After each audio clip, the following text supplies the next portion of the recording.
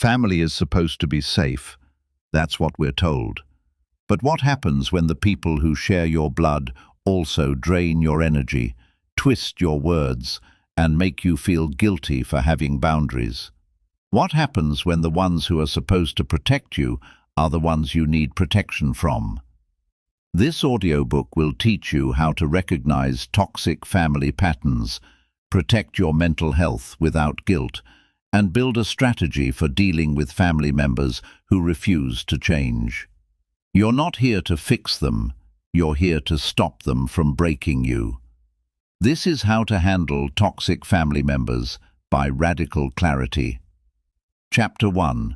Recognize the pattern before it recognizes you.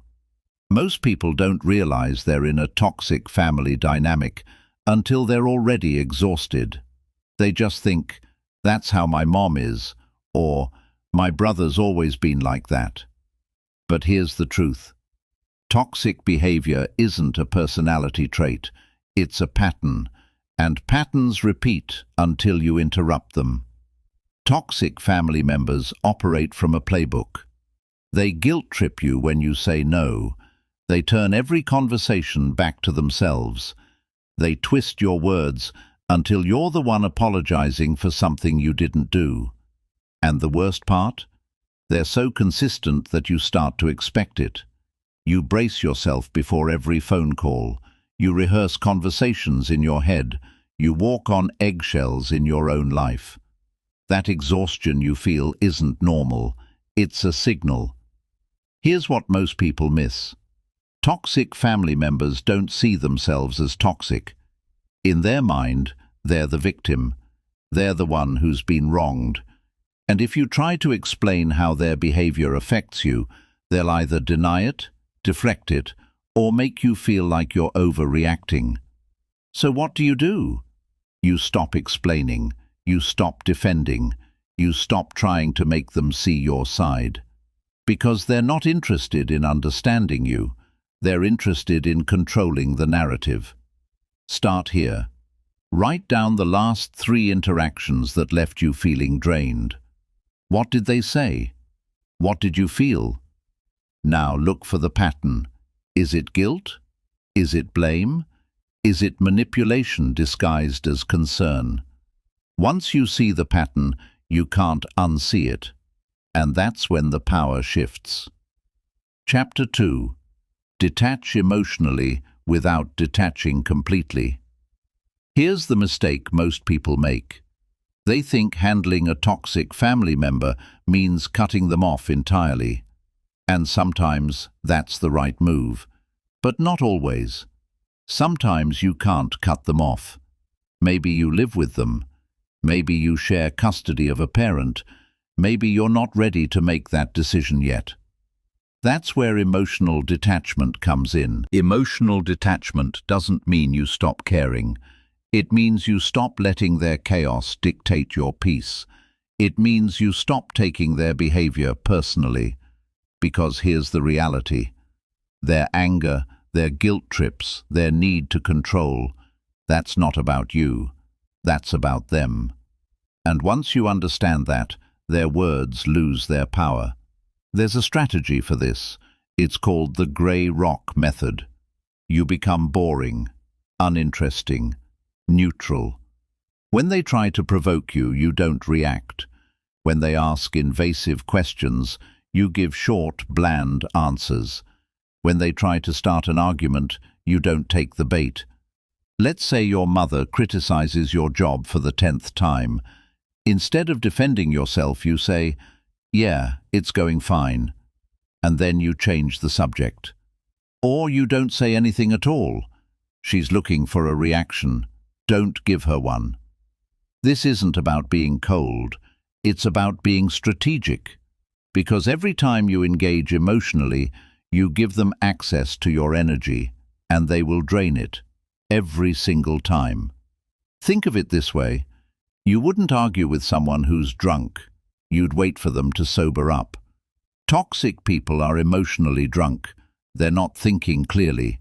They're reacting from their wounds, and you can't reason with a wound. So you detach. You protect your peace. You show up when necessary, but you don't invest emotionally. And over time, they'll either change their approach or they'll find someone else to provoke. Chapter 3. Set boundaries like your mental health depends on it, because it does. Here's what nobody tells you about boundaries. They're not suggestions, they're not guidelines, they're laws, your laws. And the moment you start enforcing them is the moment toxic people start losing control. Most people think setting a boundary means saying, "Please stop doing that." But that's a request. A boundary is a statement. It's, "I will not tolerate this behavior. If you continue, I will leave." And then when they test you, because they will, you follow through. Toxic family members test boundaries because they're used to you backing down. They're used to you prioritizing their comfort over your sanity, and the first time you enforce a real boundary, they'll react. They'll guilt-trip you. They'll accuse you of being cold, selfish, disrespectful. They'll say, "Family doesn't act like this." And that's when you say, "Exactly." Because family isn't supposed to make you feel small. Family isn't supposed to drain you dry. Family isn't supposed to punish you for having limits. Real family respects boundaries. Toxic family fights them. So here's how you set a boundary that sticks. First, decide what you will and will not accept, not what you prefer, what you will not tolerate. Second, communicate it clearly. Don't soften it. Don't apologize for it. Just state it. Third, enforce it immediately. The first time they cross it, you act. You leave the room. You end the call. You don't show up to the next event. And here's the hard part. You don't explain yourself. You don't justify it.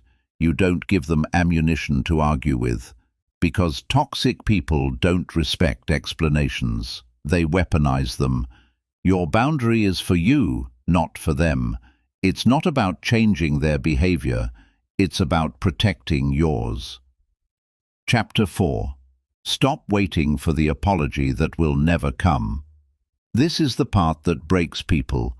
They stay in toxic relationships because they're waiting for their parent to finally see them, waiting for their sibling to take accountability, waiting for the apology that will make everything make sense, and that wait destroys them. Here's the truth. Some people will never apologize, not because you don't deserve it, but because they can't. To apologize, they'd have to admit they were wrong, and toxic people build their entire identity on being right. Their ego won't allow it, so they rewrite history. They gaslight you. They tell you it never happened, or that you're too sensitive, or that you did something to deserve it. And if you're waiting for them to change, you're giving them control over your healing. You don't need their apology to move forward. You need your own permission. Here's what that looks like. You accept that they won't change. You stop replaying the past, hoping for a different outcome. You stop explaining your pain to people who don't want to hear it. And you decide, right now, that your peace is not conditional on their growth.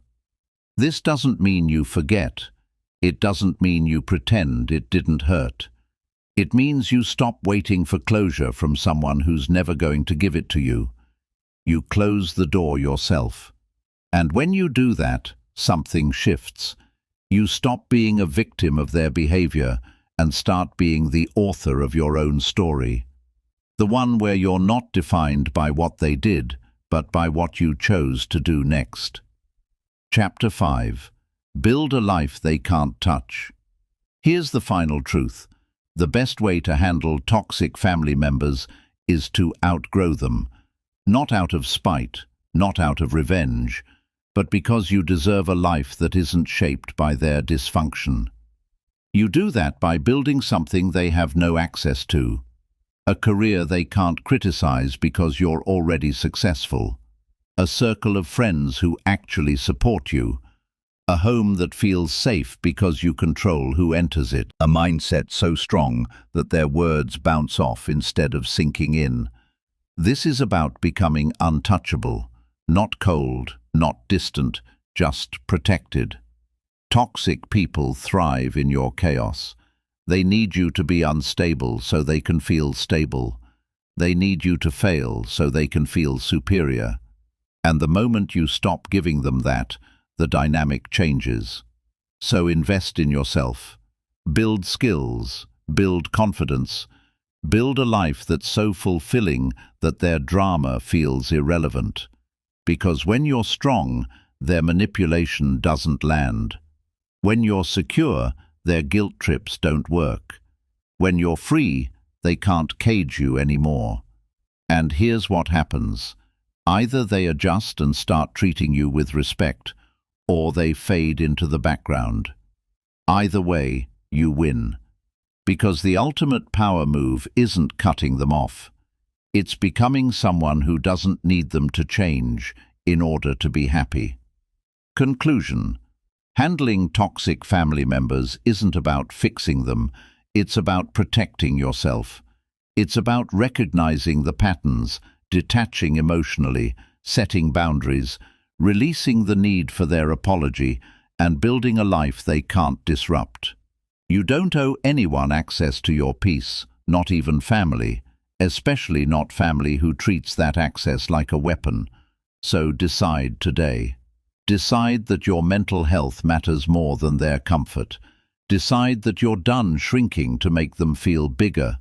Decide that you're going to protect yourself with the same energy you've spent trying to fix them. This is your life. Protect it.